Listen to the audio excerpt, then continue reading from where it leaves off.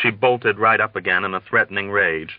"Why can't you marry me?" she demanded, ready to clout him again if he gave an uncomplimentary reply. "Just because I'm not a virgin?" No, darling, because you're crazy."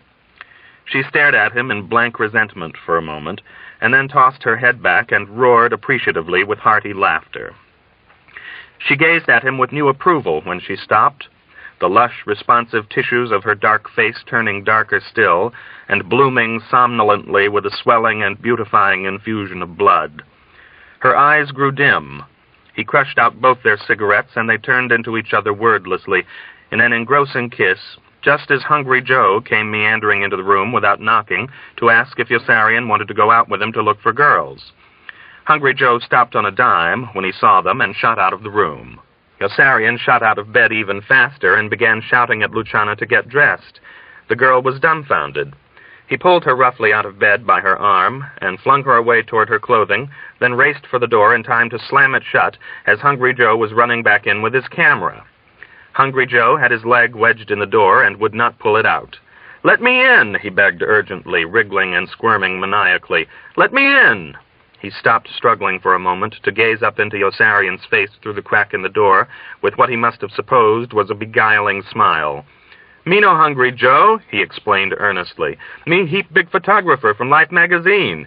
Heap big picture on heap big cover. I make you big Hollywood star, Yossarian. Multi-dinero, multi-divorces, multi-ficky-fick all day long, see. Yossarian slammed the door shut when Hungry Joe stepped back a bit to try to shoot a picture of Luciana dressing. Hungry Joe attacked the stout wooden barrier fanatically, fell back to reorganize his energies, and hurled himself forward fanatically again. Yossarian slithered into his own clothes between assaults. Luciana had her green and white summer dress on and was holding the skirt bunched up above her waist. A wave of misery broke over him as he saw her about to vanish inside her panties forever. He reached out to grasp her and drew her to him by the raised calf of her leg. She hopped forward and molded herself against him. Yossarian kissed her ears and her closed eyes romantically and rubbed the backs of her thighs. She began to hum sensually a moment before Hungry Joe hurled his frail body against the door in still one more desperate attack and almost knocked them both down. Yossarian pushed her away. "Vite, he scolded her. "Get your things on." "What the hell are you talking about?" she wanted to know. Fast. Can't you understand English? Get your clothes on fast." "Stupido," she snarled back at him. "Vite is French, not Italian. Subito, that's what you mean, subito." "Si, that's what I mean, subito. Si, she responded cooperatively and ran for her shoes and earrings. Hungry Joe had paused in his attack to shoot pictures through the closed door. Yossarian could hear the camera shutter clicking. When both he and Luciana were ready, Yossarian waited for Hungry Joe's next charge and yanked the door open on him unexpectedly. Hungry Joe spilled forward into the room like a floundering frog. Yossarian skipped nimbly around him, guiding Luciana along behind him through the apartment and out into the hallway. They bounced down the stairs with a great roistering clatter, laughing out loud breathlessly and knocking their hilarious heads together each time they paused to rest. Near the bottom, they met Nately coming up and stopped laughing. Nately was drawn, dirty, and unhappy. His tie was twisted and his shirt was rumpled, and he walked with his hands in his pockets. He wore a hangdog, hopeless look. "What's the matter, kid?" Yossarian inquired compassionately. "I'm flat broke again," Nately replied with a lame and distracted smile. "What am I going to do?" Yossarian didn't know. Nately had spent the last 32 hours at $20 an hour with the apathetic whore he adored, and he had nothing left of his pay or of the lucrative allowance he received every month from his wealthy and generous father. That meant he could not spend time with her anymore. She would not allow him to walk beside her as she strolled the pavements soliciting other servicemen, and she was infuriated when she spied him trailing her from a distance. He was free to hang around her apartment if he cared to, but there was no certainty that she would be there, and she would give him nothing unless he could pay. She found sex uninteresting. Nately wanted the assurance that she was not going to bed with anyone unsavory or with someone he knew. Captain Black always made it a point to buy her each time he came to Rome, just so he could torment Nately with the news that he had thrown his sweetheart another hump, and watch Nately eat his liver as he related the atrocious indignities to which he had forced her to submit. Luciana was touched by Nately's forlorn air, but broke loudly into robust laughter again the moment she stepped outside into the sunny street with Yossarian, and heard Hungry Joe beseeching them from the window to come back and take their clothes off, because he really was a photographer from Life magazine. Luciana fled mirthfully along the sidewalk in her high white wedgies, pulling Yossarian along in tow with the same lusty and ingenuous zeal she had displayed in the dance hall the night before, and at every moment since. Yossarian caught up and walked with his arm around her waist until they came to the corner, and she stepped away from him. She straightened her hair in a mirror from her pocketbook and put lipstick on. "Why don't you ask me to let you write my name and address on a piece of paper, so that you will be able to find me again when you come to Rome?" she suggested. "Why don't you let me write your name and address down on a piece of paper?" he agreed. "Why?" she demanded belligerently, her mouth curling suddenly into a vehement sneer, and her eyes flashing with anger. "So you can tear it up into little pieces as soon as I leave?" "Who's going to tear it up?" Yossarian protested in confusion. "What the hell are you talking about?" "You will," she insisted. "You'll tear it up into little pieces the minute I'm gone and go walking away like a big shot because a tall, young, beautiful girl like me, Luciana, let you sleep with her and did not ask you for money."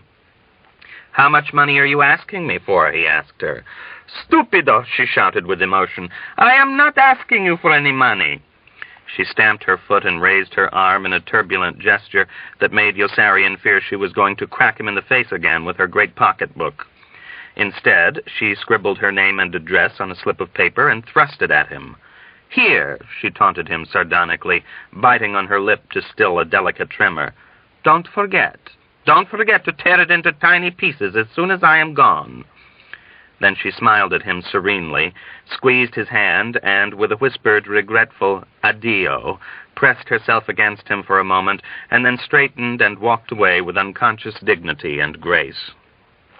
The minute she was gone, Yossarian tore the slip of paper up and walked away in the other direction, feeling very much like a big shot, because a beautiful young girl like Luciana had slept with him and did not ask for money.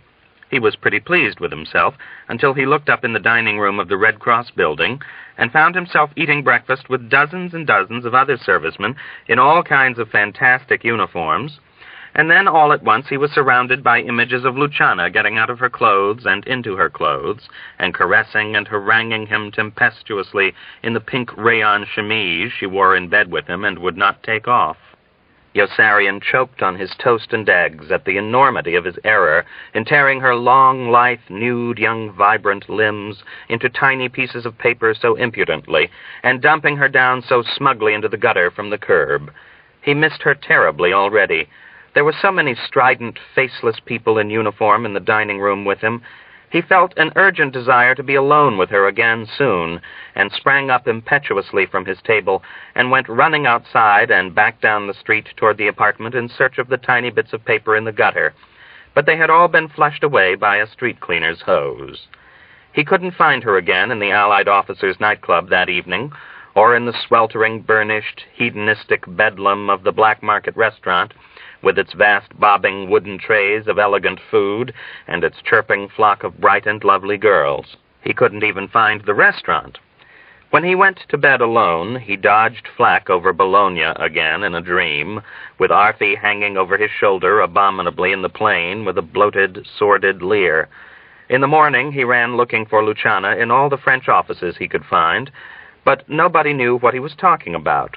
And then he ran in terror, so jumpy, distraught, and disorganized that he just had to keep running in terror somewhere, to the enlisted men's apartment for the squat maid in the lime-colored panties, whom he found dusting in Snowden's room on the 5th floor in her drab brown sweater and heavy dark skirt. Snowden was still alive then, and Yossarian could tell it was Snowden's room from the name stenciled in white on the blue duffel bag he tripped over as he plunged through the doorway at her in a frenzy of creative desperation. The woman caught him by the wrists before he could fall as he came stumbling toward her in need and pulled him along down on top of her as she flopped over backward onto the bed and enveloped him hospitably in her flaccid and consoling embrace, her dust mop aloft in her hand like a banner as her broad, brutish, congenial face gazed up at him fondly with a smile of unperjured friendship. There was a sharp, elastic snap as she rolled the lime-colored panties off beneath them both without disturbing him. He stuffed money into her hand when they were finished. She hugged him in gratitude. He hugged her. She hugged him back and then pulled him down on top of her on the bed again. He stuffed more money into her hand when they were finished this time and ran out of the room before she could begin hugging him in gratitude again. Back at his own apartment, he threw his things together as fast as he could, left for Nately what money he had, and ran back to Pianosa on a supply plane to apologize to Hungry Joe for shutting him out of the bedroom. The apology was unnecessary, for Hungry Joe was in high spirits when Yossarian found him. Hungry Joe was grinning from ear to ear, and Yossarian turned sick at the sight of him, for he understood instantly what the high spirits meant. 40 missions, Hungry Joe announced readily, in a voice lyrical with relief and elation. The colonel raised them again. Yossarian was stunned. But I've got 32, goddammit, 3 more and I would have been through. Hungry Joe shrugged indifferently. The colonel wants 40 missions, he repeated. Yossarian shoved him out of the way and ran right into the hospital. Chapter 17. The Soldier in White. Yossarian ran right into the hospital, determined to remain there forever, rather than fly 1 mission more than the 32 missions he had. 10 days after he changed his mind and got out, the colonel raised the missions to 45, and Yossarian ran right back in, determined to remain in the hospital forever, rather than fly 1 mission more than the 6 missions more he had just flown. Yossarian could run into the hospital whenever he wanted to because of his liver and because of his eyes. The doctors couldn't fix his liver condition and couldn't meet his eyes each time he told them he had a liver condition. He could enjoy himself in the hospital, just as long as there was no one really very sick in the same ward. His system was sturdy enough to survive a case of someone else's malaria or influenza with scarcely any discomfort at all. He could come through other people's tonsillectomies without suffering any post-operative distress, and even endure their hernias and hemorrhoids with only mild nausea and revulsion. But that was just about as much as he could go through without getting sick. After that, he was ready to bolt. He could relax in the hospital, since no one there expected him to do anything. All he was expected to do in the hospital was die or get better, and since he was perfectly all right to begin with, getting better was easy.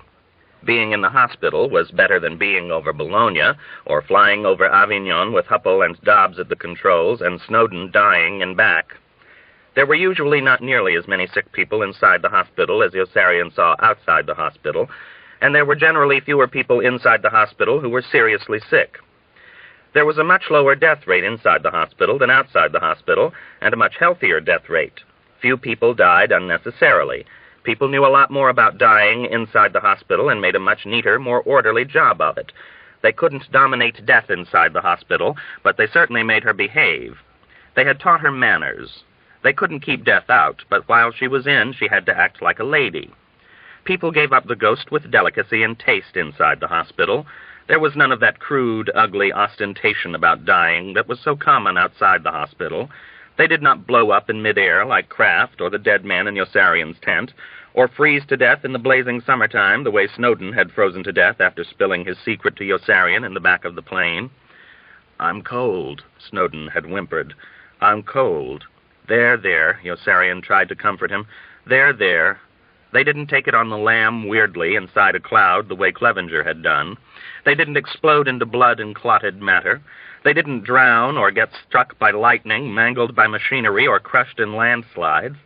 They didn't get shot to death in hold-ups, strangled to death in rapes, stabbed to death in saloons, bludgeoned to death with axes by parents or children, or die summarily by some other act of God. Nobody choked to death. People bled to death like gentlemen in an operating room, or expired without comment in an oxygen tent. There was none of that tricky now you see me, now you don't business, so much in vogue outside the hospital. None of that now I am and now I ain't. There were no famines or floods. Children didn't suffocate in cradles or iceboxes or fall under trucks. No one was beaten to death. People didn't stick their heads into ovens with the gas on, jump in front of subway trains, or come plummeting like dead weights out of hotel windows with a whoosh, accelerating at the rate of 32 feet per second, to land with a hideous plop on the sidewalk, and die disgustingly there in public, like an alpaca sack full of hairy strawberry ice cream, bleeding, pink toes awry. And, all things considered, Yossarian often preferred the hospital, even though it had its faults. The help tended to be officious, the rules, if heeded, restrictive, and the management meddlesome. Since sick people were apt to be present, he could not always depend on a lively young crowd in the same ward with him, and the entertainment was not always good. He was forced to admit that the hospitals had altered steadily for the worse as the war continued, and one moved closer to the battlefront, the deterioration in the quality of the guests becoming most marked within the combat zone itself, where the effects of booming wartime conditions were apt to make themselves conspicuous immediately. The people got sicker and sicker the deeper he moved into combat, until finally in the hospital that last time there had been the soldier in white, who could not have been any sicker without being dead, and he soon was. The soldier in white was constructed entirely of gauze plaster and a thermometer, and the thermometer was merely an adornment left balanced in the empty dark hole in the bandages over his mouth early each morning and late each afternoon by Nurse Kramer and Nurse Duckett. Right up to the afternoon, Nurse Kramer read the thermometer and discovered he was dead.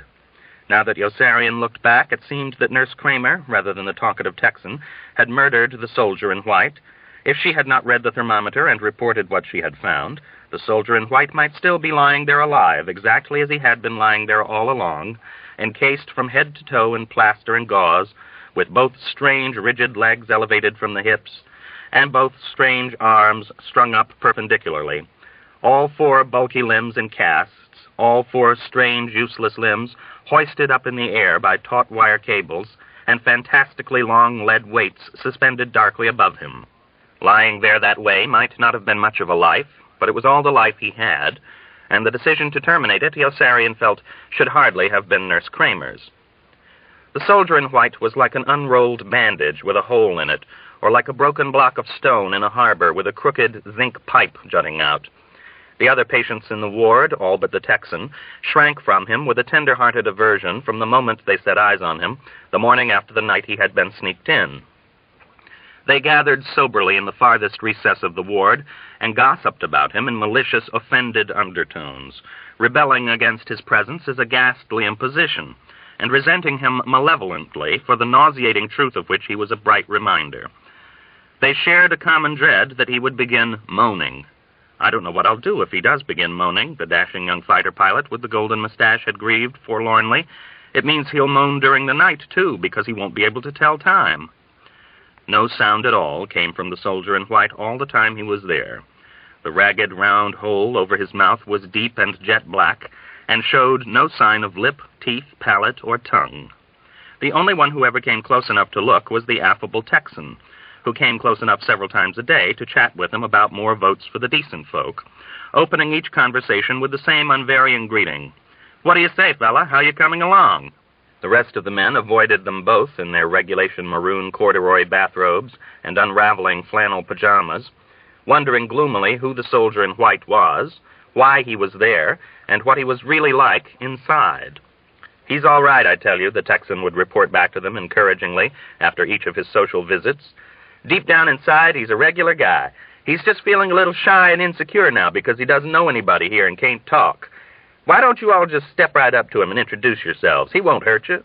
"What the goddamn hell are you talking about?" Dunbar demanded. "Does he even know what you're talking about?" "Sure he knows what I'm talking about. He's not stupid. There ain't nothing wrong with him." "Can he hear you?" "Well, I don't know if he can hear me or not, but I'm sure he knows what I'm talking about." "Does that hole over his mouth ever move?" "Now, what kind of a crazy question is that?" the Texan asked uneasily. "How can you tell if he's breathing if it never moves? How can you tell it's a he? Does he have pads over his eyes underneath that bandage over his face? Does he ever wiggle his toes or move the tips of his fingers?" The Texan backed away in mounting confusion. "Now, what kind of a crazy question is that? You fellas must all be crazy or something. Why don't you just walk right up to him and get acquainted? He's a real nice guy, I tell you." The soldier in white was more like a stuffed and sterilized mummy than a real nice guy. Nurse Duckett and Nurse Kramer kept him spick and span. They brushed his bandages often with a whisk broom, and scrubbed the plaster casts on his arms, legs, shoulders, chest, and pelvis with soapy water. Working with a round tin of metal polish, they waxed a dim gloss on the dull zinc pipe rising from the cement on his groin. With damp dish towels, they wiped the dust several times a day from the slim black rubber tubes leading in and out of him to the two large stoppered jars, one of them hanging on a post beside his bed, dripping fluid into his arm constantly through a slit in the bandages, while the other, almost out of sight on the floor, drained the fluid away through the zinc pipe rising from his groin. Both young nurses polished the glass jars unceasingly. They were proud of their housework. The more solicitous of the two was Nurse Kramer, a shapely, pretty, sexless girl with a wholesome, unattractive face. Nurse Kramer had a cute nose and a radiant, blooming complexion dotted with fetching sprays of adorable freckles that Yossarian detested. She was touched very deeply by the soldier in white.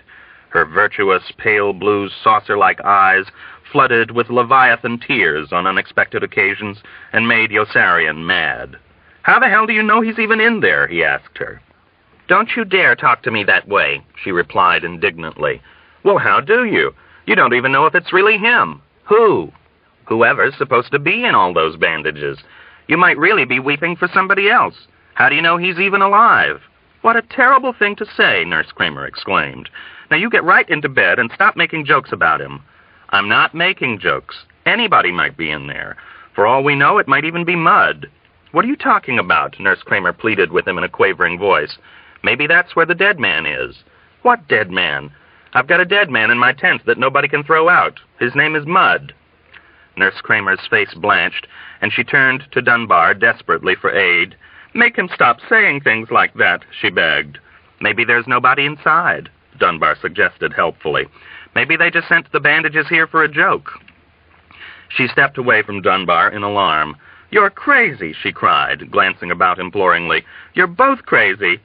Nurse Duckett showed up then and chased them all back to their own beds, while Nurse Kramer changed the stoppered jars for the soldier in white. Changing the jars for the soldier in white was no trouble at all, since the same clear fluid was dripped back inside him over and over again, with no apparent loss. When the jar feeding the inside of his elbow was just about empty, the jar on the floor was just about full, and the two were simply uncoupled from their respective hoses and reversed quickly so that the liquid could be dripped right back into him. Changing the jars was no trouble to anyone but the men who watched them changed every hour or so and were baffled by the procedure. Why can't they hook the two jars up to each other and eliminate the middleman? The artillery captain with whom Yossarian had stopped playing chess inquired. What the hell do they need him for?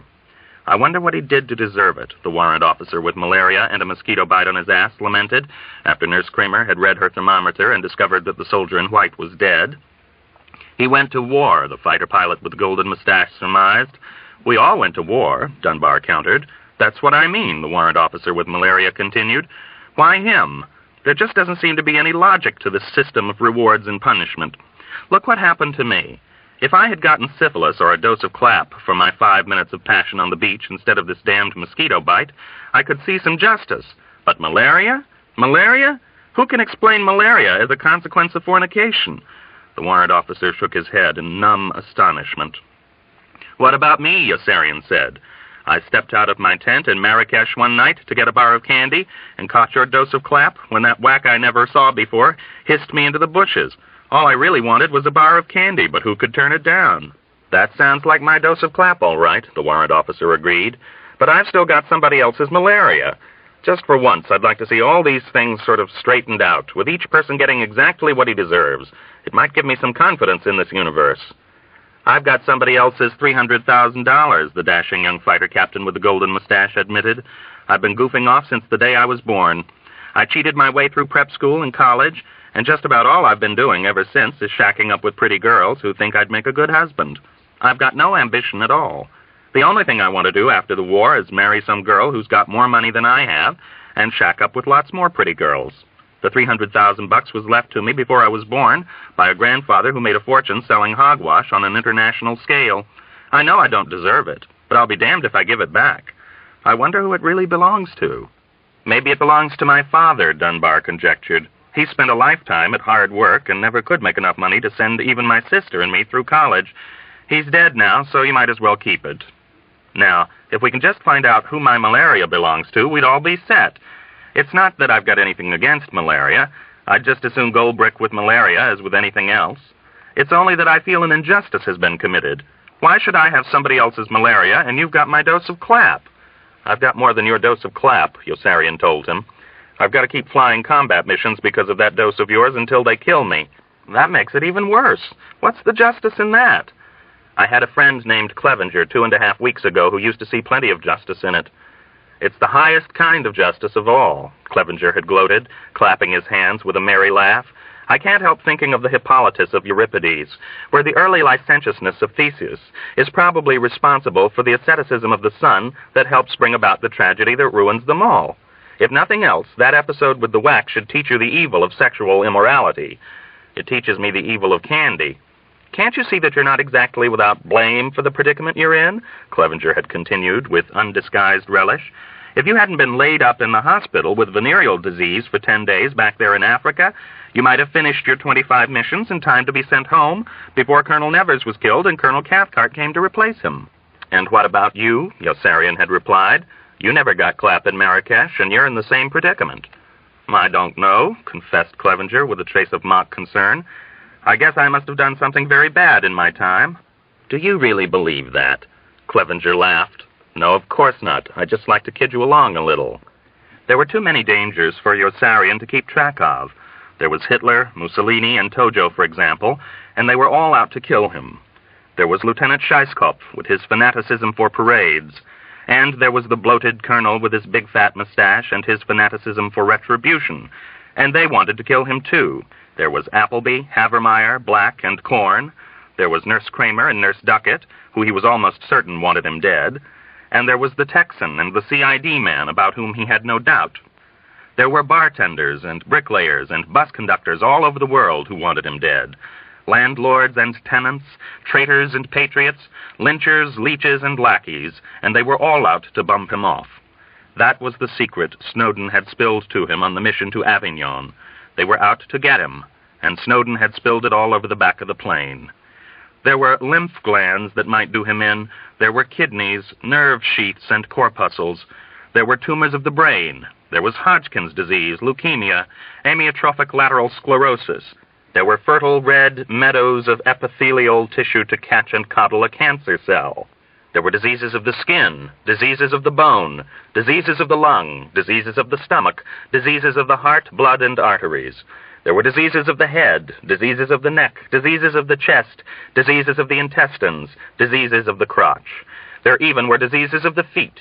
There were billions of conscientious body cells oxidating away every day and night like dumb animals at their complicated job of keeping him alive and healthy, and every one was a potential traitor and foe. There were so many diseases that it took a truly diseased mind to even think about them as often as he and Hungry Joe did. Hungry Joe collected lists of fatal diseases and arranged them in alphabetical order so that he could put his finger without delay on any one he wanted to worry about. He grew very upset whenever he misplaced some, or when he could not add to his list, and he would go rushing in a cold sweat to Dr. Nika for help. Give him Ewing's tumor, Yossarian advised Dr. Nika, who would come to Yossarian for help in handling Hungry Joe, and follow it up with melanoma. Hungry Joe likes lingering diseases, but he likes the fulminating ones even more. Dr. Nika had never heard of either. How do you manage to keep up on so many diseases like that? He inquired with high professional esteem. I learn about them at the hospital when I study the Reader's Digest. Yossarian had so many ailments to be afraid of that he was sometimes tempted to turn himself into the hospital for good and spend the rest of his life stretched out there inside an oxygen tent with a battery of specialists and nurses seated at one side of his bed 24 hours a day, waiting for something to go wrong, and at least one surgeon with a knife poised at the other, ready to jump forward and begin cutting away the moment it became necessary. Aneurysms, for instance. How else could they ever defend him in time against an aneurysm of the aorta? Yossarian felt much safer inside the hospital than outside the hospital, even though he loathed the surgeon and his knife as much as he had ever loathed anyone. He could start screaming inside a hospital, and people would at least come running to try to help. Outside the hospital, they would throw him in prison if he ever started screaming about all the things he felt everyone ought to start screaming about, or they would put him in the hospital. One of the things he wanted to start screaming about was the surgeon's knife that was almost certain to be waiting for him, and everyone else who lived long enough to die. He wondered how often he would ever recognize the first chill, flush, twinge, ache, belch, sneeze, stain, lethargy, vocal slip, loss of balance or lapse of memory that would signal the inevitable beginning of the inevitable end. He was afraid also that Dr. Nika would still refuse to help him when he went to him again after jumping out of Major Major's office, and he was right. "You think you've got something to be afraid about?" Dr. Nika demanded, lifting his delicate, immaculate, dark head up from his chest to gaze at Yossarian irascibly for a moment with lachrymose eyes. "What about me? My precious medical skills are rusting away here on this lousy island, while other doctors are cleaning up. Do you think I enjoy sitting here day after day refusing to help you? I wouldn't mind it so much if I could refuse to help you back in the States or in some place like Rome. But saying no to you here isn't easy for me either. Then stop saying no. Ground me." "I can't ground you," Dr. Nika mumbled. "How many times do you have to be told?" "Yes, you can. Major Major told me you're the only one in the squadron who can ground me." Dr. Nika was stunned. "Major Major told you that? When?" "When I tackled him in the ditch." "Major Major told you that? In a ditch?" "He told me in his office after we left the ditch and jumped inside. He told me not to tell anyone he told me, so don't start shooting your mouth off." "Why, that dirty, scheming liar," Dr. Nika cried. "He wasn't supposed to tell anyone. Did he tell you how I could ground you?" "Just by filling out a little slip of paper saying I'm on the verge of a nervous collapse and sending it to group. Dr. Stubbs grounds men in his squadron all the time, so why can't you?" "And what happens to the men after Stubbs does ground them?" Dr. Nika retorted with a sneer. "They go right back on combat status, don't they? And he finds himself right up the creek. Sure, I can ground you by filling out a slip saying you're unfit to fly, but there's a catch." "Catch 22? "Sure. If I take you off combat duty, group has to approve my action, and group isn't going to. They'll put you right back on combat status, and then where will I be? On my way to the Pacific Ocean, probably. No, thank you. I'm not going to take any chances for you." "Isn't it worth a try?" Yossarian argued. "What's so hot about Pianosa?" "Pianosa is terrible, but it's better than the Pacific Ocean. I wouldn't mind being shipped someplace civilized where I might pick up a buck or two in abortion money every now and then, but all they've got in the Pacific is jungles and monsoons. I'd rot there." "You're rotting here." Dr. Nika flared up angrily. "Yeah? Well, at least I'm going to come out of this war alive, which is a lot more than you're going to do." "That's just what I'm trying to tell you, goddammit. I'm asking you to save my life." "It's not my business to save lives," Dr. Nika retorted sullenly.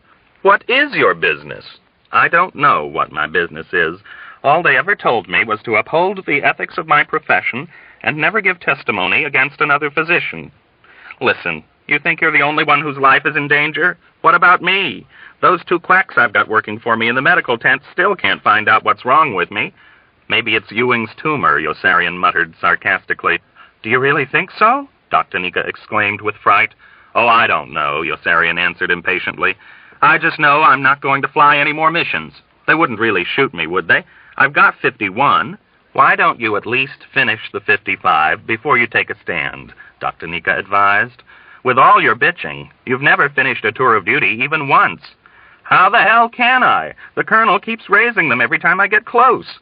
"You never finish your missions because you keep running into the hospital or going off to Rome. You'd be in a much stronger position if you had your 55 finished and then refused to fly. Then maybe I'd see what I could do." "Do you promise?" "I promise." "What do you promise?" "I promise that maybe I'll think about doing something to help if you finish your 55 missions, and if you get McWatt to put my name on his flight log again so that I can draw my flight pay without going up in a plane. I'm afraid of airplanes. Did you read about that airplane crash in Idaho 3 weeks ago? 6 people killed. It was terrible. I don't know why they want me to put in 4 hours flight time every month in order to get my flight pay. Don't I have enough to worry about without worrying about being killed in an airplane crash, too?" "I worry about airplane crashes also," Yossarian told him. "You're not the only one." "Yeah, but I'm also pretty worried about that Ewing's tumor," Dr. Nika boasted. "Do you think that's why my nose is stuffed all the time and why I always feel so chilly? Take my pulse."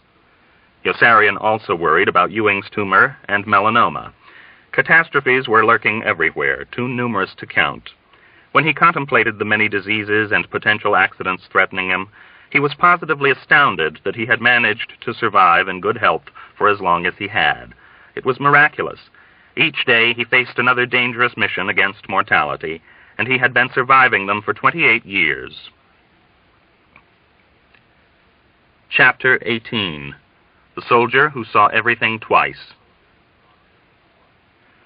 Yossarian owed his good health to exercise, fresh air, teamwork, and good sportsmanship. It was to get away from them all that he had first discovered the hospital. When the physical education officer at Lowry Field ordered everyone to fall out for calisthenics one afternoon, Yossarian, the private, reported instead at the dispensary with what he said was a pain in his right side. "Beat it," said the doctor on duty there, who was doing a crossword puzzle. "We can't tell him to beat it," said a corporal. "There's a new directive out about abdominal complaints. We have to keep them under observation 5 days because so many of them have been dying after we make them beat it." "All right," grumbled the doctor. "Keep him under observation 5 days and then make him beat it." They took Yossarian's clothes away and put him in a ward where he was very happy when no one was snoring nearby. In the morning, a helpful young English intern popped in to ask him about his liver. "I think it's my appendix that's bothering me," Yossarian told him. "Your appendix is no good," the Englishman declared with jaunty authority. "If your appendix goes wrong, we can take it out and have you back on active duty in almost no time at all. But come to us with a liver complaint, and you can fool us for weeks. The liver, you see, is a large, ugly mystery to us. If you've ever eaten liver, you know what I mean. We're pretty sure today that the liver exists, and we have a fairly good idea of what it does whenever it's doing what it's supposed to be doing. Beyond that, we're really in the dark. After all, what is a liver? My father, for example, died of cancer of the liver, and was never sick a day of his life right up till the moment it killed him. Never felt a twinge of pain. In a way, that was too bad, since I hated my father. Lust for my mother, you know." "What's an English medical officer doing on duty here?" Yossarian wanted to know. The officer laughed. "I'll tell you all about that when I see you tomorrow morning, and throw that silly ice bag away before you die of pneumonia." Yossarian never saw him again. That was one of the nice things about all the doctors at the hospital. He never saw any of them a second time. They came and went and simply disappeared. In place of the English intern, the next day, there arrived a group of doctors he had never seen before to ask him about his appendix. "There's nothing wrong with my appendix," Yossarian informed them. "The doctor yesterday said it was my liver." "Maybe it is his liver," replied the white-haired officer in charge. "What does his blood count show?" "He hasn't had a blood count." "Have one taken right away. We can't afford to take chances with a patient in his condition. We've got to keep ourselves covered in case he dies." He made a notation on his clipboard and spoke to Yossarian. "In the meantime, keep that ice bag on. It's very important." "I don't have an ice bag on." "Well, get one. There must be an ice bag around here somewhere, and let someone know if the pain becomes unendurable." At the end of 10 days, a new group of doctors came to Yossarian with bad news. He was in perfect health and had to get out. He was rescued in the nick of time by a patient across the aisle who began to see everything twice. Without warning, the patient sat up in bed and shouted, "I see everything twice!" A nurse screamed, and an orderly fainted. Doctors came running up from every direction with needles, lights, tubes, rubber mallets, and oscillating metal tines. They rolled up complicated instruments on wheels. There was not enough of the patient to go around, and specialists pushed forward in line with raw tempers and snapped at their colleagues in front to hurry up and give somebody else a chance. A colonel with a large forehead and horn-rimmed glasses soon arrived at a diagnosis. "It's meningitis," he called out emphatically, waving the others back, "although Lord knows there's not the slightest reason for thinking so." "Then why pick meningitis?" inquired a major with a suave chuckle. "Why not, let's say, acute nephritis?" "Because I'm a meningitis man, that's why, and not an acute nephritis man," retorted the colonel, "and I'm not going to give him up to any of you kidney birds without a struggle. I was here first." In the end, the doctors were all in accord. They agreed they had no idea what was wrong with the soldier who saw everything twice, and they rolled him away into a room in the corridor and quarantined everyone else in the ward for 14 days. Thanksgiving Day came and went without any fuss while Yossarian was still in the hospital. The only bad thing about it was the turkey for dinner, and even that was pretty good. It was the most rational Thanksgiving he had ever spent, and he took a sacred oath to spend every future Thanksgiving Day in the cloistered shelter of a hospital.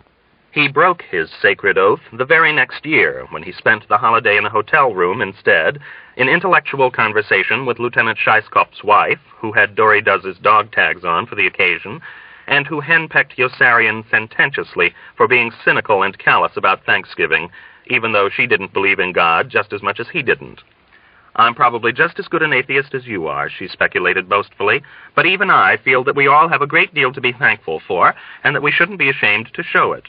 "Name one thing I've got to be thankful for," Yossarian challenged her without interest. "Well," Lieutenant Scheisskopf's wife mused and paused a moment to ponder dubiously. Me? Oh, come on, he scoffed. She arched her eyebrows in surprise. Aren't you thankful for me? She asked. She frowned peevishly, her pride wounded.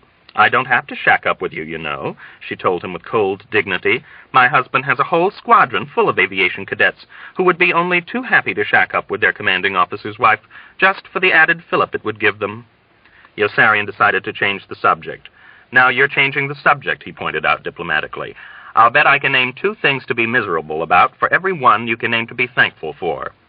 Be thankful you've got me, she insisted. I am, honey, but I'm also goddamn good and miserable that I can't have Dory Does again, too, or the hundreds of other girls and women I'll see and want in my short lifetime and won't be able to go to bed with even once. Be thankful you're healthy. Be bitter you're not going to stay that way. Be glad you're even alive. Be furious you're going to die. Things could be much worse, she cried. They could be one hell of a lot better, he answered heatedly. You're naming only one thing, she protested. You said you could name 2. And don't tell me God works in mysterious ways, Yossarian continued, hurtling on over her objections.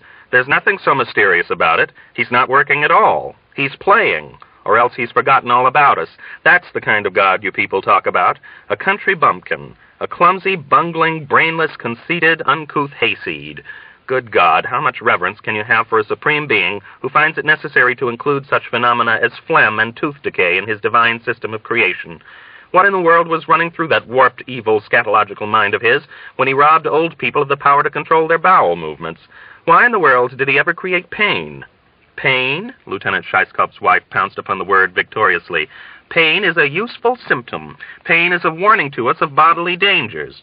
And who created the bodily dangers? Yossarian demanded. He laughed caustically. Oh, he was really being charitable to us when he gave us pain. Why couldn't he have used a doorbell instead to notify us, or one of his celestial choirs, or a system of blue and red neon tubes right in the middle of each person's forehead? Any jukebox manufacturer worth his salt could have done that. Why couldn't he?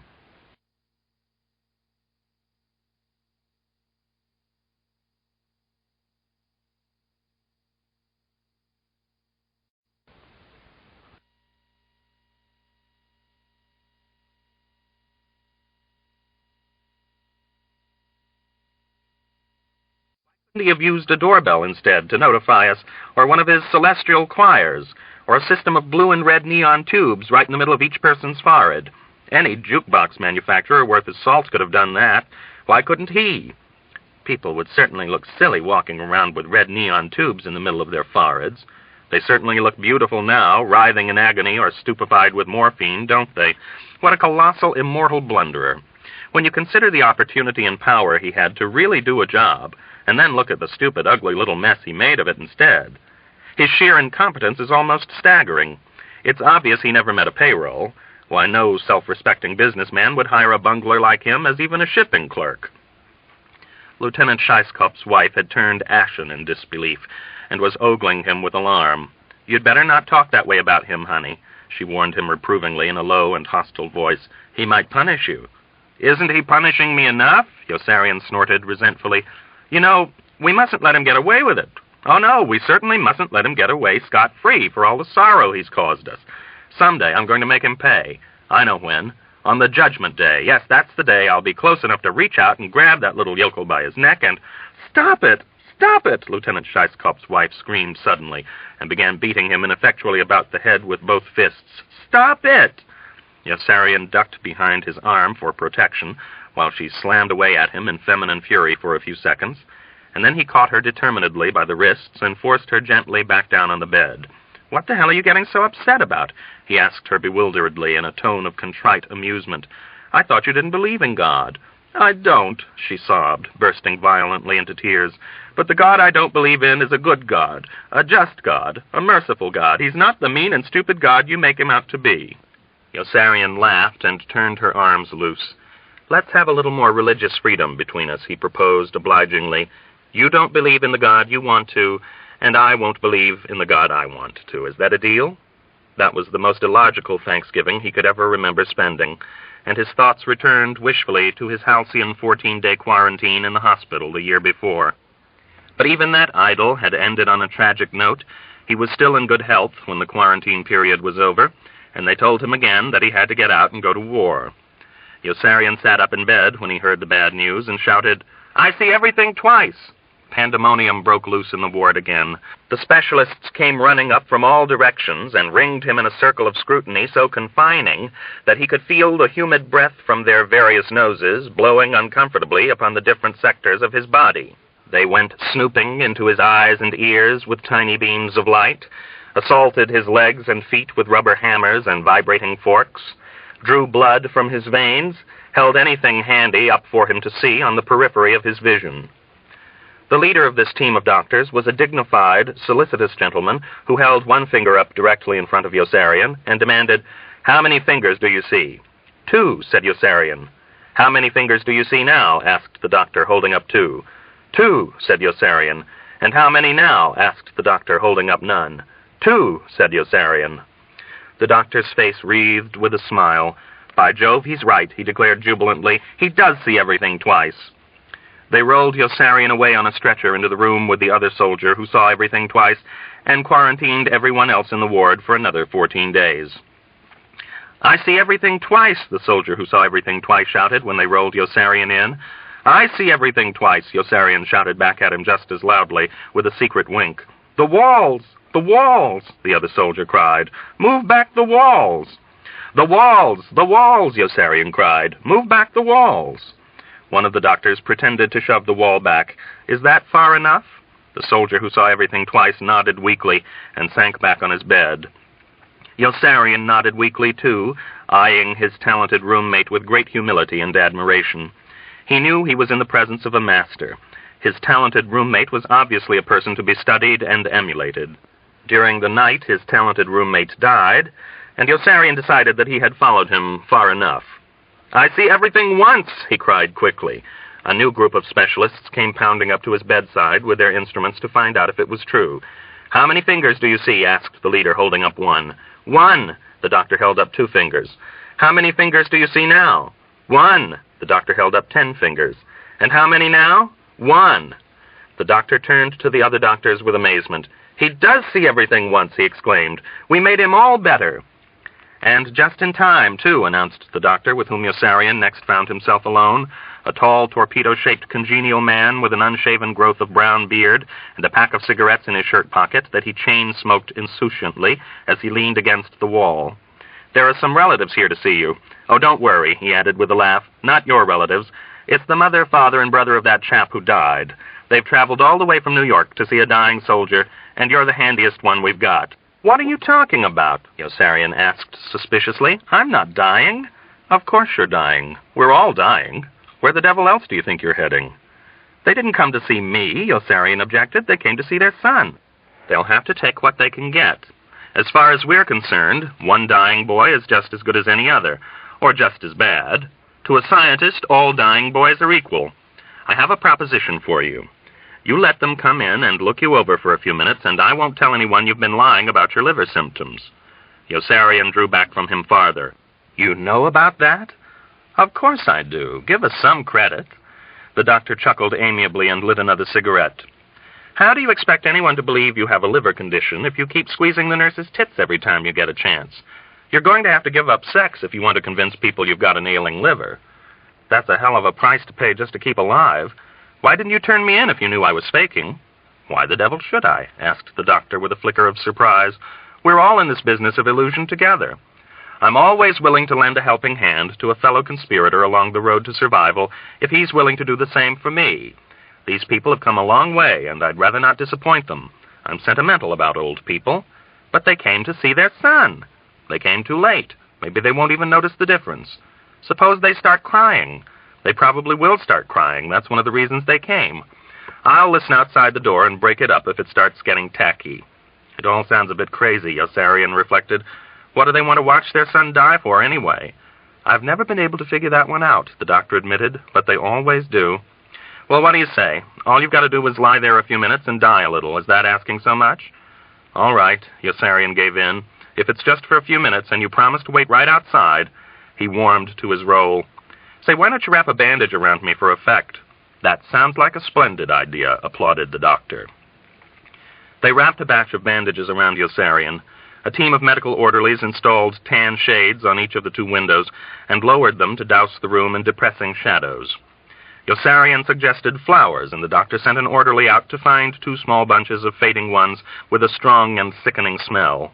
When everything was in place, they made Yossarian get back into the bed and lie down. Then they admitted the visitors. The visitors entered uncertainly, as though they felt they were intruding, tiptoeing in with stares of meek apology. First the grieving mother and father, then the brother, a glowering, heavy-set sailor with a deep chest.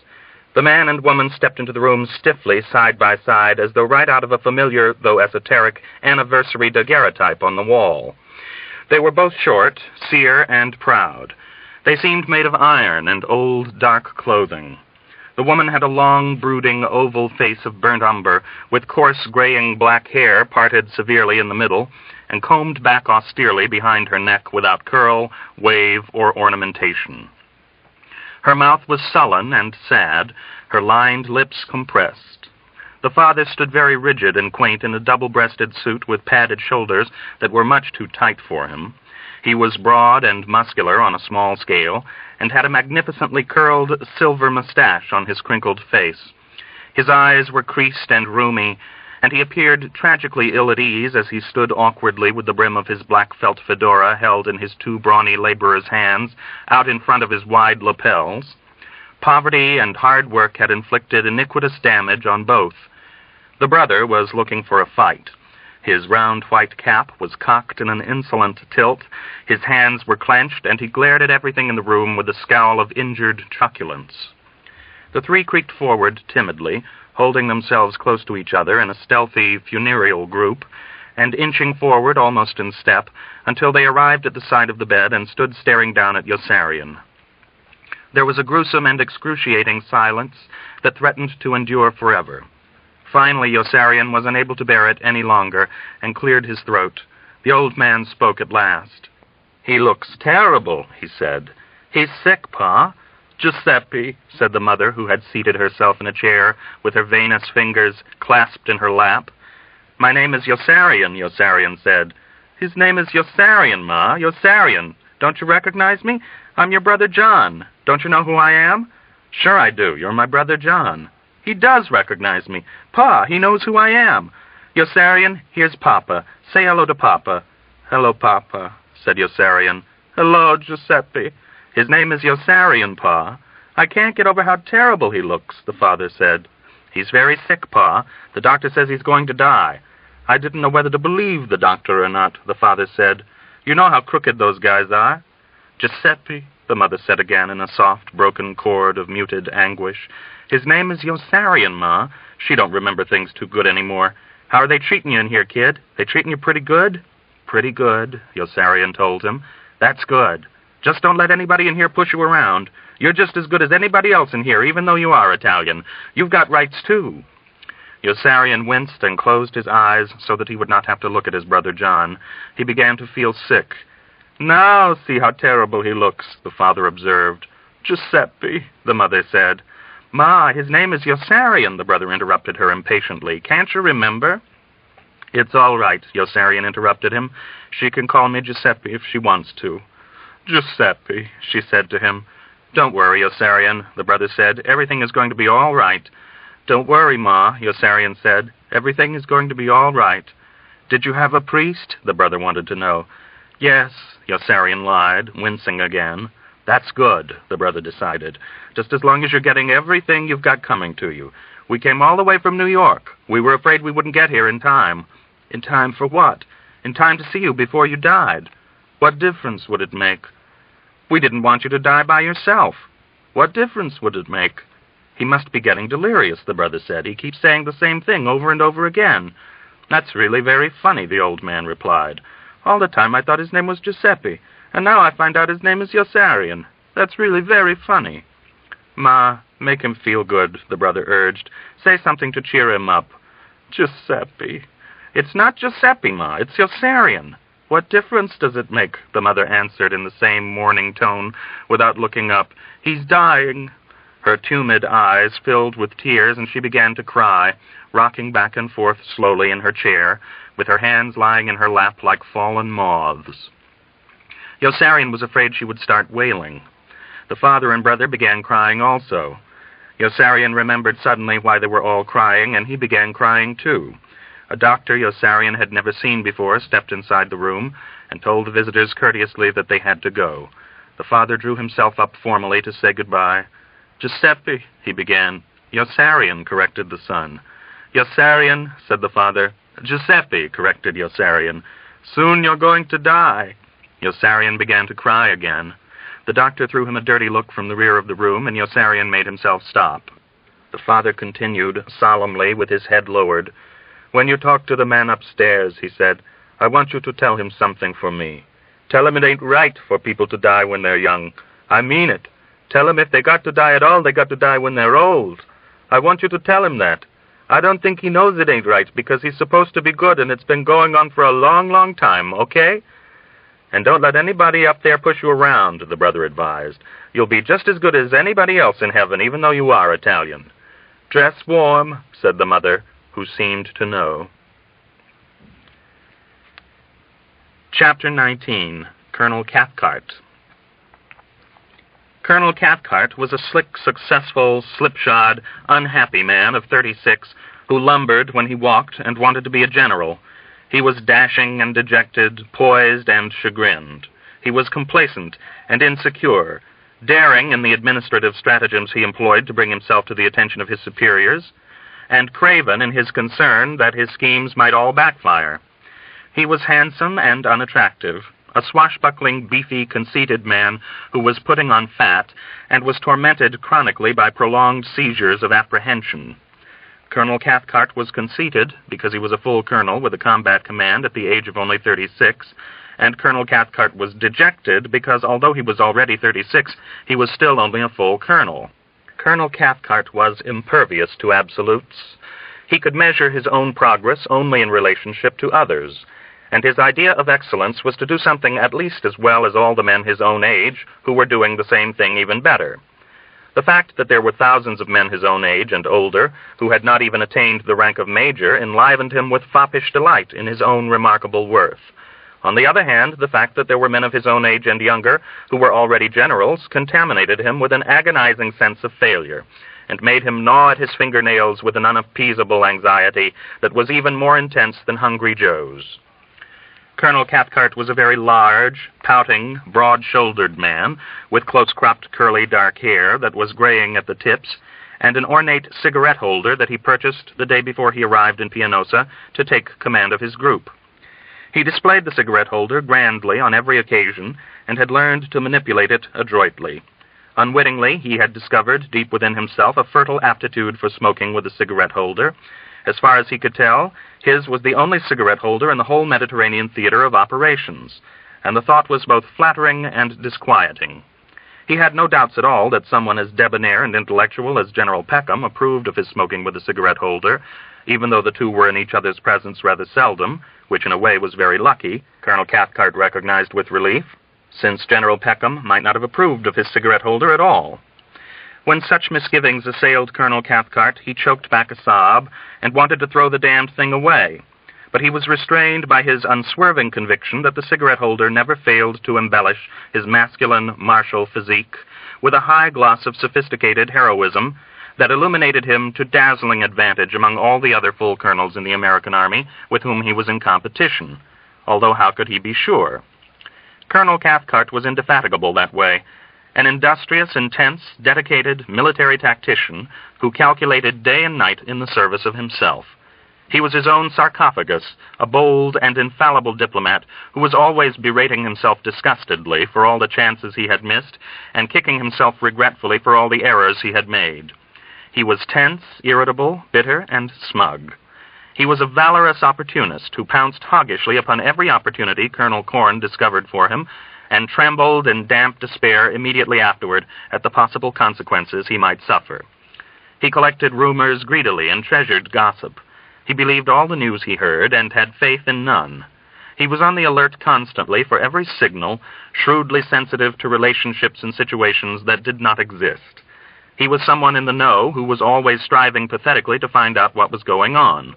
He was a blustering, intrepid bully who brooded inconsolably over the terrible, ineradicable impressions he knew he kept making on people of prominence, who were scarcely aware that he was even alive. Everybody was persecuting him. Colonel Cathcart lived by his wits in an unstable arithmetical world of black eyes and feathers in his cap, of overwhelming imaginary triumphs and catastrophic imaginary defeats. He oscillated hourly between anguish and exhilaration, multiplying fantastically the grandeur of his victories and exaggerating tragically the seriousness of his defeats. Nobody ever caught him napping. If word reached him that General Dreedel or General Peckham had been seen smiling, frowning, or doing neither, he could not make himself rest until he had found an acceptable interpretation, and grumbled mulishly until Colonel Corn persuaded him to relax and take things easy. Lieutenant Colonel Corn was a loyal, indispensable ally who got on Colonel Cathcart's nerves. Colonel Cathcart pledged eternal gratitude to Colonel Corn for the ingenious moves he devised, and was furious with him afterward when he realized they might not work. Colonel Cathcart was greatly indebted to Colonel Corn and did not like him at all. The two were very close. Colonel Cathcart was jealous of Colonel Corn's intelligence and had to remind himself often that Colonel Corn was still only a lieutenant colonel, even though he was almost 10 years older than Colonel Cathcart, and that Colonel Corn had obtained his education at a state university. Colonel Cathcart bewailed the miserable fate that had given him for an invaluable assistant someone as common as Colonel Corn. It was degrading to have to depend so thoroughly on a person who had been educated at a state university. If someone did have to become indispensable to him, Colonel Cathcart lamented, it could just as easily have been someone wealthy and well-groomed, someone from a better family who was more mature than Colonel Corn, and who did not treat Colonel Cathcart's desire to become a general as frivolously as Colonel Cathcart secretly suspected Colonel Corn secretly did. Colonel Cathcart wanted to be a general so desperately. He was willing to try anything, even religion. And he summoned the chaplain to his office late one morning, the week after he had raised the number of missions to 60, and pointed abruptly down toward his desk to his copy of the Saturday Evening Post. The colonel wore his khaki shirt collar wide open, exposing a shadow of tough black bristles of beard on his egg-white neck, and had a spongy hanging upper lip. He was a person who never tanned, and he kept out of the sun as much as possible to avoid burning.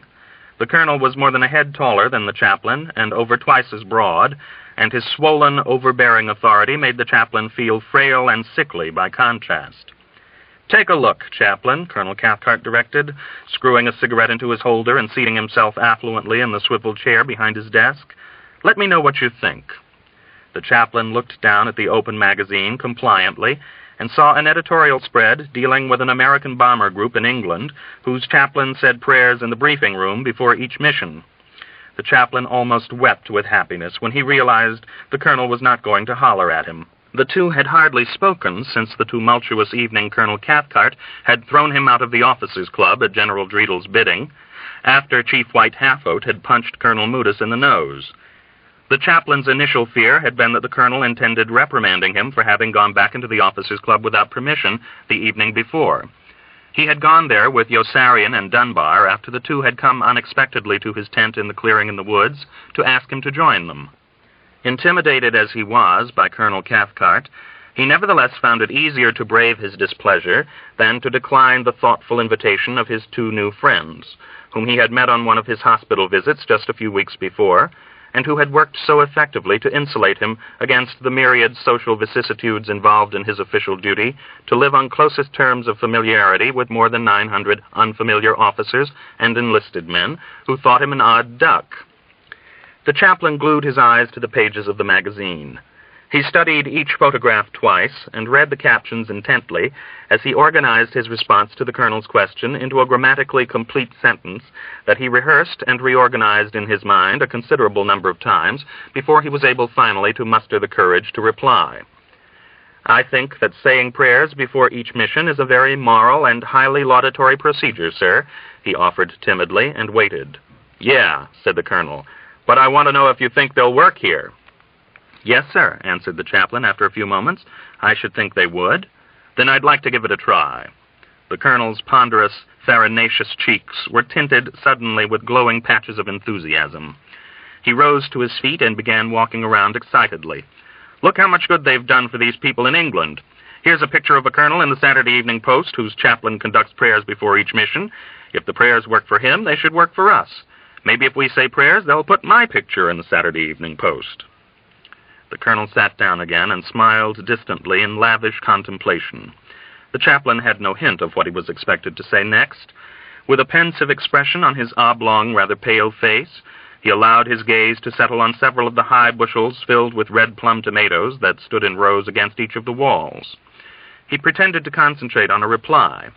After a while, he realized that he was staring at the rows and rows of bushels of red plum tomatoes, and grew so intrigued by the question of what bushels brimming with red plum tomatoes were doing in a group commander's office that he forgot completely about the discussion of prayer meetings until Colonel Cathcart, in a genial digression, inquired, "Would you like to buy some, Chaplain?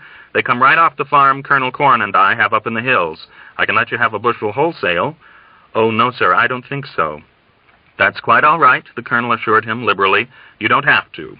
Milo is glad to snap up all we can produce. These were picked only yesterday. Notice how firm and ripe they are, like a young girl's breasts."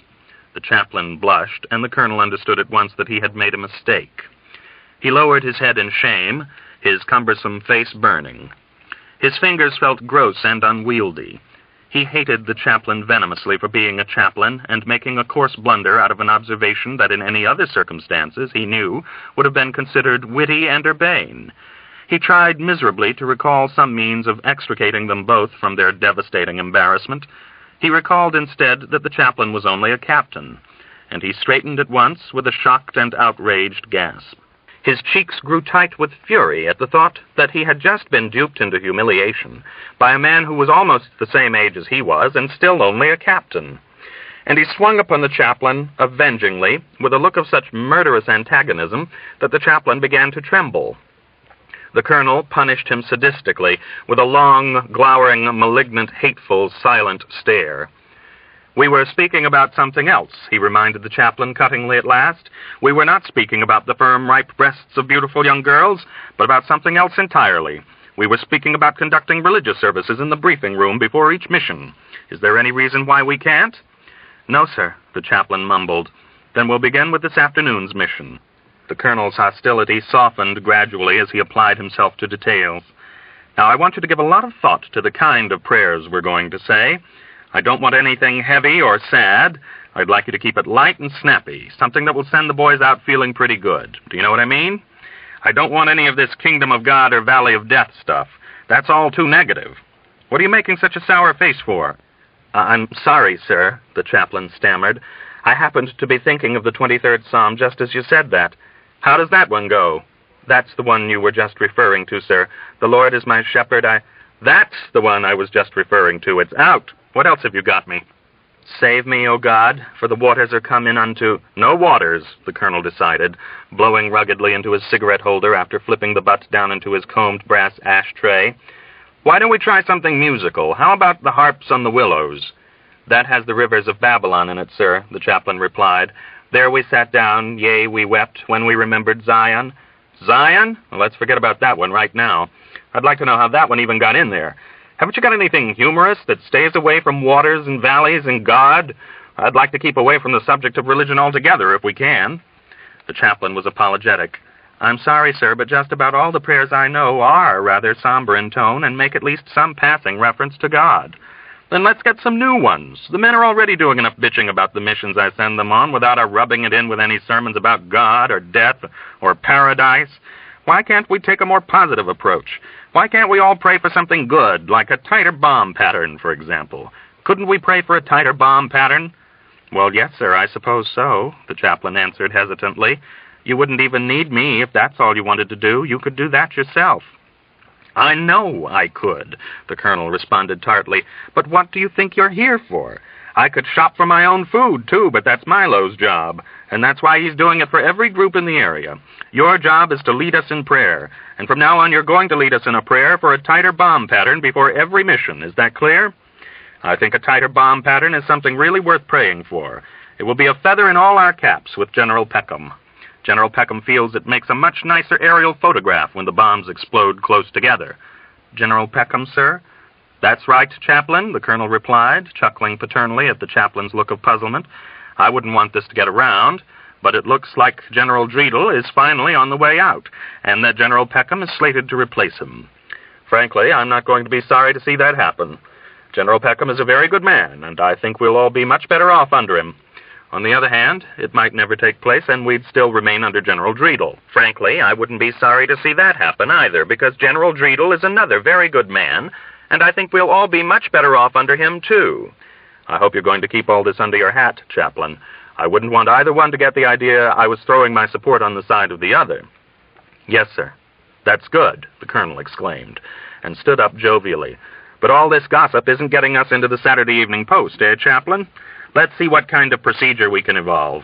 Incidentally, Chaplain, not a word about this beforehand to Colonel Corn, understand? Yes, sir. Colonel Cathcart began tramping back and forth reflectively in the narrow corridors left between his bushels of plum tomatoes and the desk and wooden chairs in the center of the room. I suppose we'll have to keep you waiting outside until the briefing is over, because all that information is classified. We can slip you in while Major Danby is synchronizing the watches. I don't think there's anything secret about the right time. We'll allocate about a minute and a half for you in the schedule. Will a minute and a half be enough? Yes, sir, if it doesn't include the time necessary to excuse the atheists from the room and admit the enlisted men. Colonel Cathcart stopped in his tracks. What atheists? He bellowed defensively, his whole manner changing in a flash to one of virtuous and belligerent denial. There are no atheists in my outfit. Atheism is against the law, isn't it? No, sir. It isn't? The Colonel was surprised. Then it's un-American, isn't it? I'm not sure, sir, answered the chaplain. Well, I am, the Colonel declared. I'm not going to disrupt our religious services just to accommodate a bunch of lousy atheists. They're getting no special privileges from me. They can stay right where they are and pray with the rest of us. And what's all this about enlisted men? Just how the hell do they get into the act? The chaplain felt his face flush. I'm sorry, sir. I just assumed you would want the enlisted men to be present, since they would be going along on the same mission. Well, I don't. They got a god and a chaplain of their own, haven't they? No, sir. What are you talking about? You mean they pray to the same God we do? Yes, sir. And he listens? I think so, sir. Well, I'll be damned, remarked the Colonel, and he snorted to himself in quizzical amusement. His spirits drooped suddenly a moment later, and he ran his hand nervously over his short, black, graying curls. Do you really think it's a good idea to let the enlisted men in? He asked with concern. I should think it only proper, sir.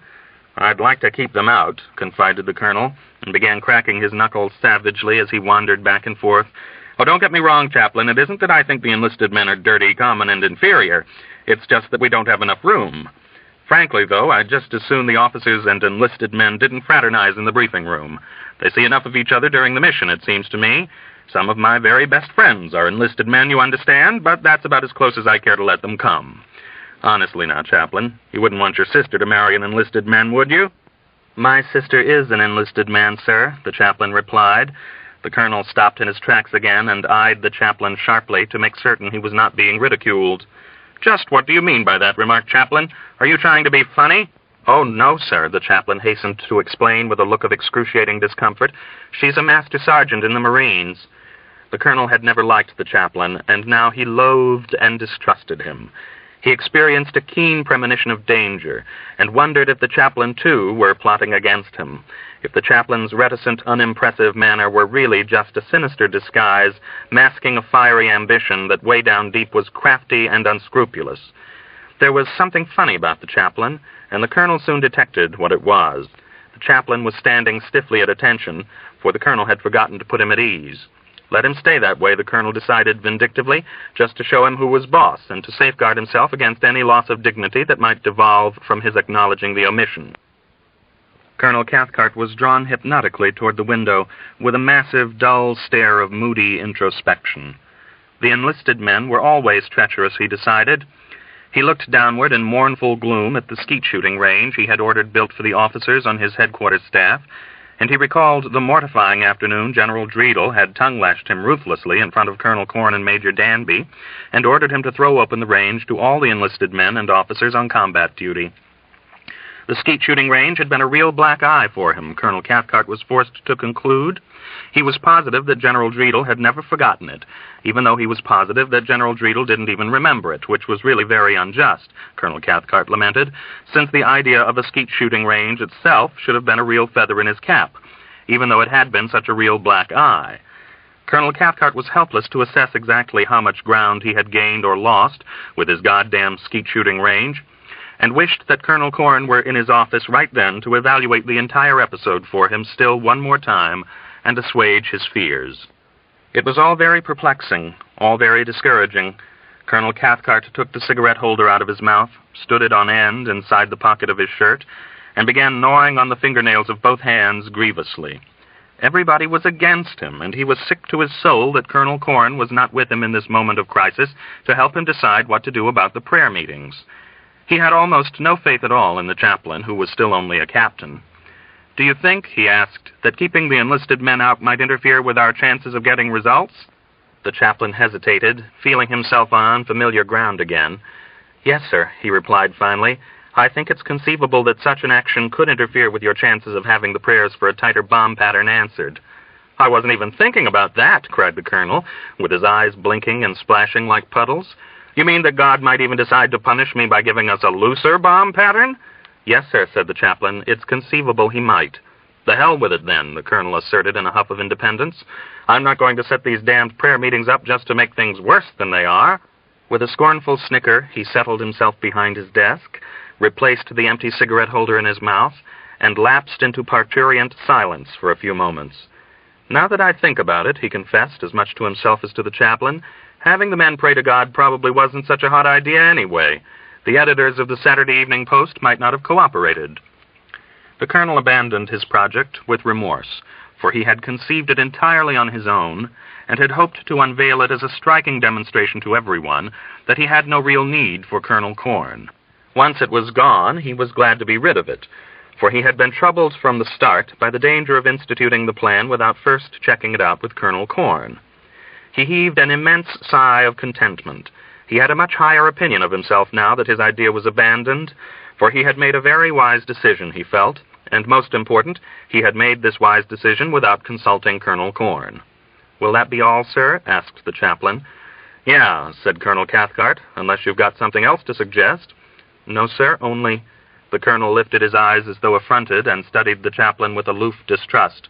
"Only what, chaplain?" "Sir," said the chaplain, "some of the men are very upset since you raised the number of missions to 60. They've asked me to speak to you about it." The colonel was silent. The chaplain's face reddened to the roots of his sandy hair as he waited. The colonel kept him squirming a long time with a fixed, uninterested look devoid of all emotion. "Tell them there's a war going on," he advised finally in a flat voice. "Thank you, sir, I will," the chaplain replied in a flood of gratitude because the colonel had finally said something. "They were wondering why you couldn't requisition some of the replacement crews that are waiting in Africa to take their places and then let them go home." "That's an administrative matter," the colonel said. "It's none of their business." He pointed languidly toward the wall. "Help yourself to a plum tomato, chaplain. Go ahead, it's on me." "Thank you, sir." "Sir, don't mention it. How do you like living out there in the woods, chaplain? Is everything hunky-dory?" "Yes, sir." "That's good. You get in touch with us if you need anything." "Yes, sir. Thank you, sir." "Sir, thanks for dropping around, chaplain. I've got some work to do now. You'll let me know if you can think of anything for getting our names into the Saturday Evening Post, won't you?" "Yes, sir, I will." The chaplain braced himself with a prodigious effort of the will and plunged ahead brazenly. "I'm particularly concerned about the condition of one of the bombardiers, sir, Yossarian." The colonel glanced up quickly with a start of vague recognition. "Who?" he asked in alarm. "Yossarian, sir." "Yossarian?" "Yes, sir, Yossarian. He's in a very bad way, sir. I'm afraid he won't be able to suffer much longer without doing something desperate." "Is that a fact, chaplain?" "Yes, sir, I'm afraid it is." The colonel thought about it in heavy silence for a few moments. "Tell him to trust in God," he advised finally. "Thank you, sir," said the chaplain. "I will." Chapter 20. Corporal Whitcomb. The late August morning sun was hot and steamy, and there was no breeze on the balcony. The chaplain moved slowly. He was downcast and burdened with self-reproach when he stepped without noise from the colonel's office on his rubber-soled and rubber-heeled brown shoes. He hated himself for what he construed to be his own cowardice. He had intended to take a much stronger stand with Colonel Cathcart on the matter of the 60 missions, to speak out with courage, logic, and eloquence on a subject about which he had begun to feel very deeply. Instead, he had failed miserably, had choked up once again in the face of opposition from a stronger personality. It was a familiar, ignominious experience, and his opinion of himself was low. He choked up even more a second later, when he spied Colonel Corn's tubby, monochrome figure trotting up the curved, wide Yellowstone staircase toward him in lackadaisical haste from the great dilapidated lobby below, with its lofty walls of cracked dark marble and circular floor of cracked grimy tile. The chaplain was even more frightened of Colonel Corn than he was of Colonel Cathcart. The swarthy, middle-aged lieutenant colonel with the rimless, icy glasses and faceted, bald, dome-like pate that he was always touching sensitively with the tips of his splayed fingers disliked the chaplain and was impolite to him frequently. He kept the chaplain in a constant state of terror, with his curt, derisive tongue and his knowing, cynical eyes that the chaplain was never brave enough to meet for more than an accidental second. Inevitably, the chaplain's attention, as he cowered meekly before him, focused on Colonel Corn's midriff, where the shirt tails, bunching up from inside his sagging belt and ballooning down over his waist, gave him an appearance of slovenly girth and made him seem inches shorter than his middle height. Colonel Corn was an untidy, disdainful man with an oily skin and deep, hard lines running almost straight down from his nose, between his crepuscular jowls and his square, clefted chin. His face was dour, and he glanced at the chaplain without recognition as the two drew close on the staircase and prepared to pass. "Hiya, Father," he said tonelessly without looking at the chaplain. "How's it going?" "Good morning, sir," the chaplain replied, discerning wisely that Colonel Corn expected nothing more in the way of a response. Colonel Corn was proceeding up the stairs without slackening his pace, and the chaplain resisted the temptation to remind him again that he was not a Catholic but an Anabaptist, and that it was therefore neither necessary nor correct to address him as father. He was almost certain now that Colonel Corn remembered, and that calling him father with a look of such bland innocence was just another one of Colonel Corn's methods of taunting him because he was only an Anabaptist. Colonel Corn halted without warning when he was almost by, and came whirling back down upon the chaplain with a glare of infuriated suspicion. The chaplain was petrified. "What are you doing with that plum tomato, chaplain?" Colonel Corn demanded roughly. The chaplain looked down his arm with surprise at the plum tomato Colonel Cathcart had invited him to take. "I got it in Colonel Cathcart's office, sir," he managed to reply. "Does the colonel know you took it?" "Yes, sir, he gave it to me." "Oh, in that case, I guess it's okay," Colonel Corn said, mollified. He smiled without warmth, jabbing the crumpled folds of his shirt back down inside his trousers with his thumbs. His eyes glinted keenly with a private and satisfying mischief.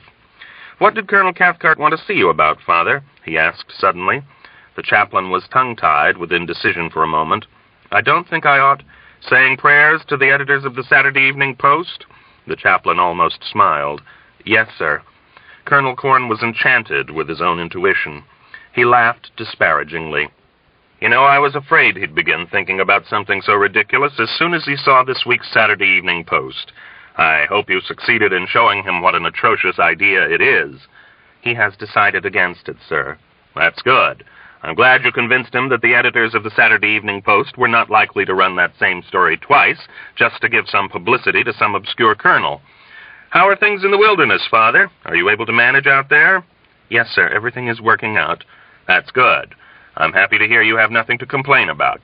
Let us know if you need anything to make you comfortable. We all want you to have a good time out there." "Thank you, sir, I will." Noise of a growing stir rose from the lobby below. It was almost lunchtime, and the earliest arrivals were drifting into the headquarters mess halls, the enlisted men and officers separating into different dining halls on facing sides of the archaic rotunda. Colonel Corn stopped smiling. "You had lunch with us here just a day or so ago, didn't you, Father?" he asked meaningfully. "Yes, sir, the day before yesterday." "That's what I thought," Colonel Corn said, and paused to let his point sink in.